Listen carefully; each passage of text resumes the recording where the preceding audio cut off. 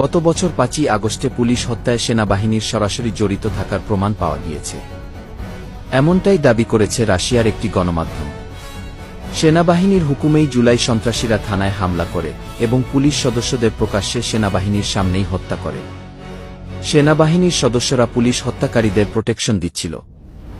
কিছু কিছু এলাকায় সাধারণ মানুষ পুলিশ সদস্যদের বাঁচানোর চেষ্টা করলে সেনাবাহিনীর সদস্যরা সাধারণ মানুষকে ভয় দেখিয়ে তাড়িয়ে দেয়। কোথাও কোথাও পুলিশ হত্যায় সেনাবাহিনীর অনেক সদস্য সরাসরি জড়িত ছিল, এমনটাই জানিয়েছে রাশিয়ান ভিত্তিক একটি গণমাধ্যম। রাশিয়ান সেই গণমাধ্যমের দাবি, বাংলাদেশে গত বছর জুলাই অভ্যুত্থানে 450 থানায় হামলা এবং প্রায় 4000 পুলিশ হত্যার বিষয়ে অনুসন্ধান করতে গিয়ে ভয়ঙ্কর সব তথ্য উঠে আসে। প্রত্যক্ষদর্শী অনেকেই সেই দিনের কথা বর্ণনা করতে গিয়ে আতঙ্কিত হয়ে পড়েন। আন্দোলনকারীদের হাতে ছিল ধারালো সব দেশীয় অস্ত্র। কোরবানির গরু জবাই করা চাকু, ছুরি, লোহার রড, হকিস্টিক সহ নানা রকম দেশীয় অস্ত্র নিয়ে পুলিশের উপর ঝাঁপিয়ে পড়ছিল সন্ত্রাসীরা। পুলিশ নিজেদের জীবন বাঁচাতে পালিয়ে বাঁচতে চাইলেও পারে নাই।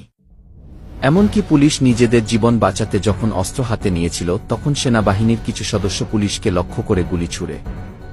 সেনাবাহিনীর গুলিতে মারা যায় বেশ কিছু পুলিশ।